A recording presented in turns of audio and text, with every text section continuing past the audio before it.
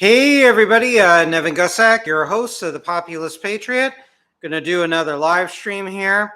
This story really burned me up for national security reasons, economic reasons, and yes, moral reasons. Found a article. This was widely reported. In this case, reading an article on Reuters dated July 6, 2022. Oil from U.S. reserves sent overseas as gasoline prices stay high. Holy shit. So we are exporting oil abroad, including to China, an enemy of the United States, where we're getting raped at the pump. And the Republicans and the so-called conservatives are saying, well, it's Joe Biden and the Green New Deal and, oh my God, and, let's drill, baby, drill. Well, the oil that's being drilled, part of it is being exported from the U.S. emergency reserves, from the Strategic Petroleum Reserve. More than 5 billion barrels of oil that were part of a historic U.S. emergency reserves release to lower domestic fuel prices were exported to Europe and Asia last month, according to data and sources, even as U.S. gasoline and diesel prices hit record high, which diesel prices are well over $5, and that affects the transport of goods within the United States. It's hitting truck drivers very hard. The export of crude and fuel is blunting the impact of the moves by U.S. President Joe Biden to lower record pump prices, which he's not doing much of anyways, because he's basically, a Reaganite light. He's not willing to be a Franklin Delano Roosevelt or a Teddy Roosevelt or an Abraham Lincoln and show some balls to those motherfuckers that are selling out the country. What else is new? Joe Biden, they used to call him Senator Credit Card or the senator from MBNA. When he was senator from Delaware, when he supported all the financial deregulation. So Joe Biden is a fake populist. He always will be a fake populist. I'll never believe him ever in saying, I support the working man. Bullshit. Biden on Saturday renewed a call for gasoline suppliers to cut their prices, drawing criticism from Amazon founder Jeff Bezos. Well, fuck Bezos. So let's see.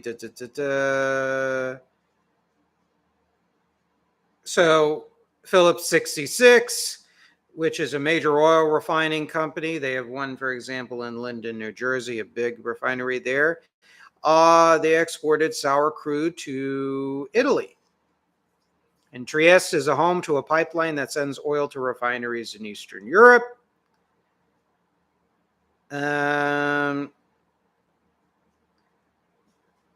Cargoes of crude oil were being exported to the Netherlands and to a Reliance oil refinery in India. That's one of the major Indian oil companies. They also do a lot of business with communist Venezuela, by the way.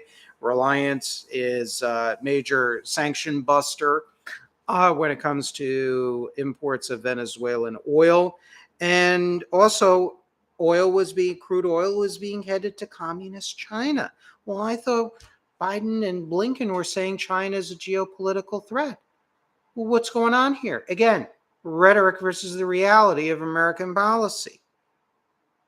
I thought we're antagonizing China, but yet we're giving them oil so they can function. Why should we be selling them oil? This is oil that we can use here in the United States.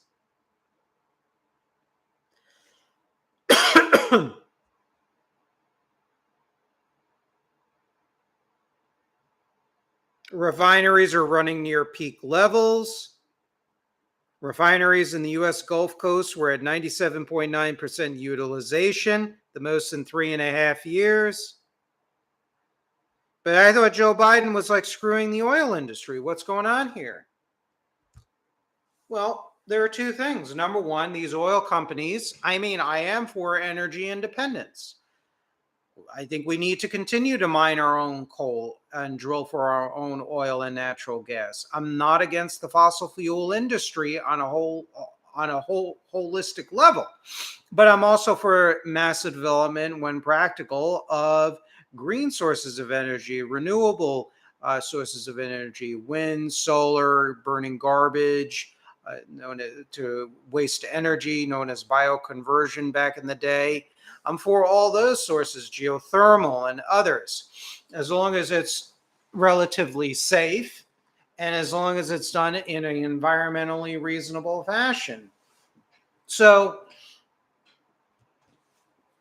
these oil companies, the publicly traded oil companies, most of them are publicly traded corporation. They operate on the notion shareholder value trumps everything else.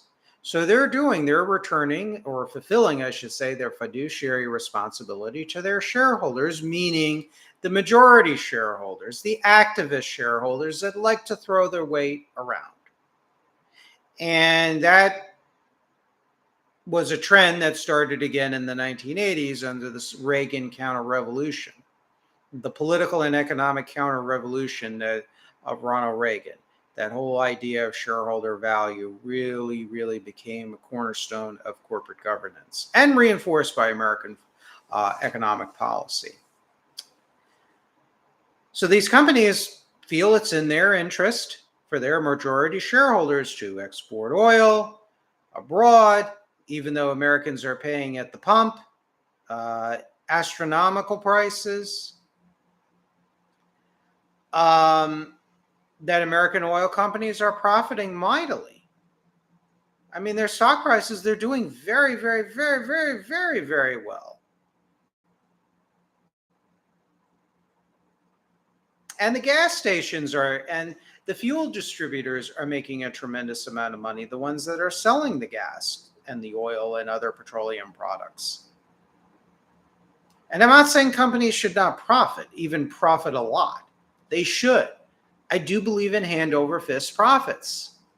But when it's screwing the American consumer, or when we're exporting oil to a communist dictatorship with missiles pointed against the United States, I got a problem with this. And the other thing we need to do, and I mentioned this before, we have to also really address a new balance, a new relationship that needs to be developed between private corporations, particularly the large monopolistic combines like an ExxonMobil, and that of the federal government. And this is going to have to result in where the American federal government, under a radical civic nationalism, will need to completely undergo a complete overhaul of the incentives that are inherent in our economic policy. Like this kind of profiteering that's occurring with the major oil corporations and distributors, and this root of it, in large part, is shareholder value, maximizing majority shareholder value.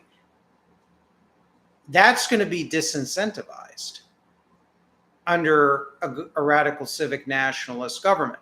Basically, that everything that libertarian free market extremist academics like Milton Friedman, everything that they taught and said, a number of the cardinal truths within classical liberal or libertarian economics or market fundamentalism, is going to completely be overturned and eviscerated partially from federal government policy.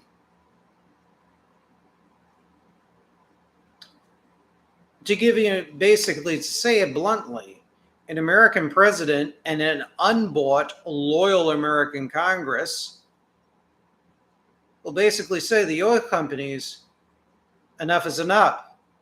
And we have the anti-price gouging law that most of the Democrats wanted passed in the House, that actually did pass in the House. That would be implemented immediately without any fanfare, debate, or anything. Because a loyal, patriotic Congress that truly represents the American people in unity with a president, all of them would be guided by the principles of radical civic nationalism. We'll pass the thing. We'll pass those policies immediately, without question, without debate, because to me, it's not a debatable topic. American people are hurting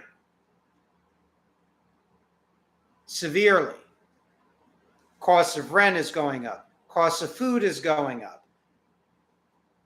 Cost of gasoline is going up. The cost of buying a house is going up. The cost of cars are going up. More people are holding on to their older cars. This is late stage corporate capitalism that is not properly controlled, eating itself alive slowly. And it's been happening a long time. And I would like to preserve a form of capitalism. But it's going to be very different than the capitalism that is supported by a Milton Friedman or a Ronald Reagan or a Bill Clinton or a Larry Summers or a what's his name, Stephen Moore or Larry Kudlow. It's going to be very different from them. And in order to achieve this, it's going to require an authoritative state. There's no other way around this. Anti-price gouging, boom! It'll be passed faster than I would say the word boom. That's how it is. American oil companies would not be allowed to export oil until the entire home market is satisfied.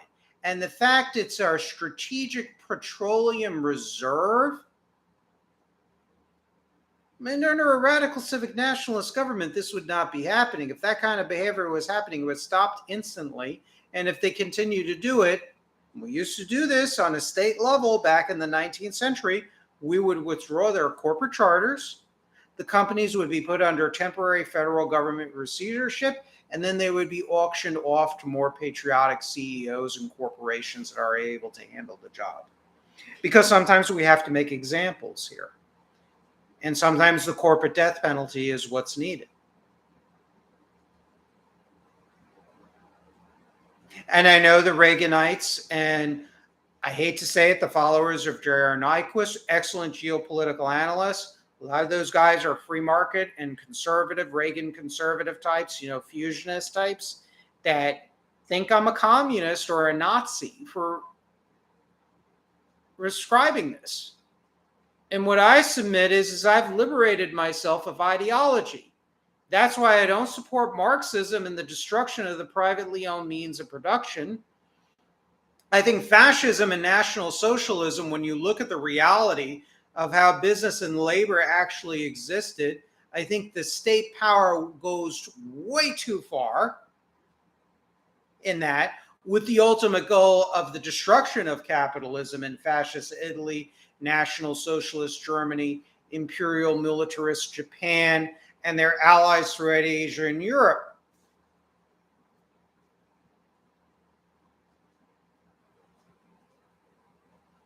That's what I really think. But this whole idea of letting corporations doing whatever they want and just maximizing profit without any heed paid to national security or paid to the social balance of the classes in the United States, to me, that's just as unacceptable as fascism, National Socialism, or Marxism-Leninism. What we need is aspects of a Huey Long. We need aspects of a Teddy Roosevelt, Franklin Roosevelt. We need Chads.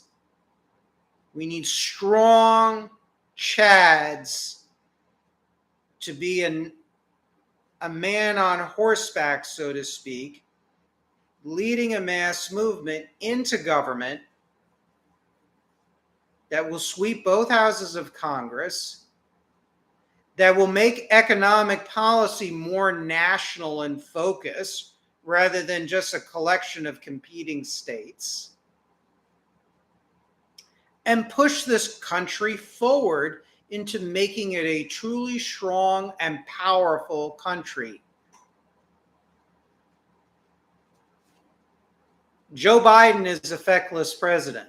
The Democratic establishment is feckless. They are Reaganite lights, essentially. I mean, Joe Biden said in the 2020 campaign to an audience of billionaires that your lifestyles are not going to change, that things are not going to fundamentally change. Remember that? I was paying attention. The populist left was paying attention. The right was busy calling Joe Biden an ideological communist.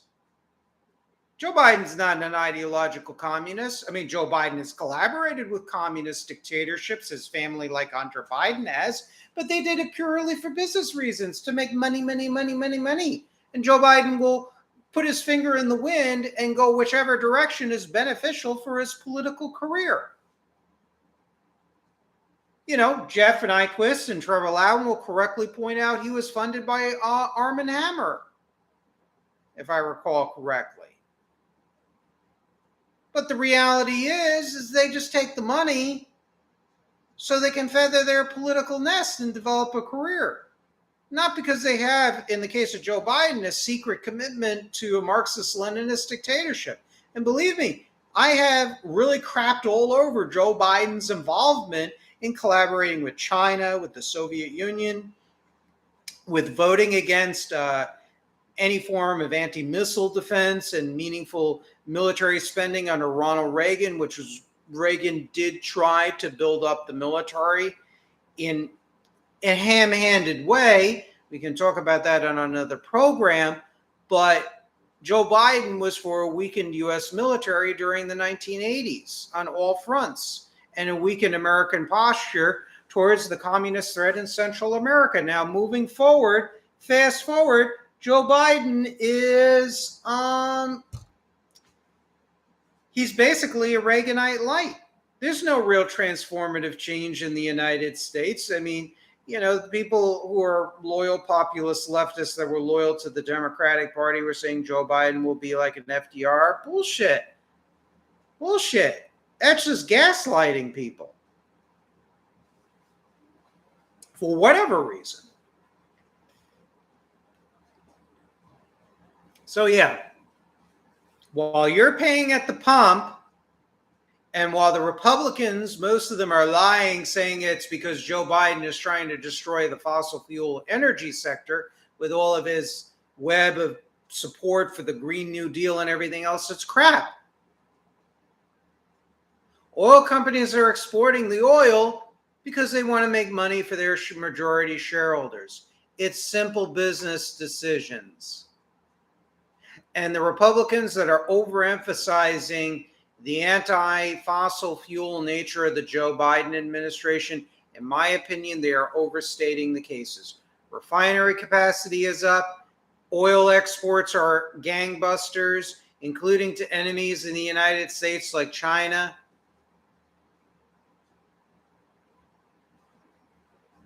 What can I say?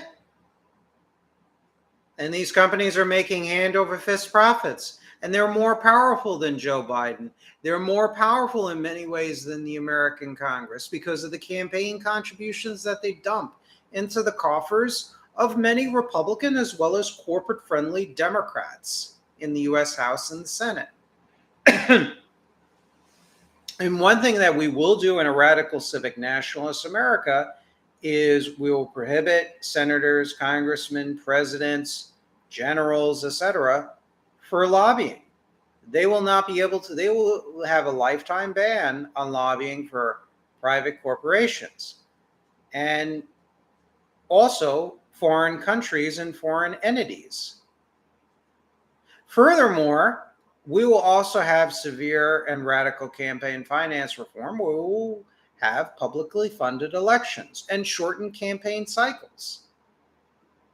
And we will have a somewhat of a new political structure organized according to the principles of radical civic nationalism.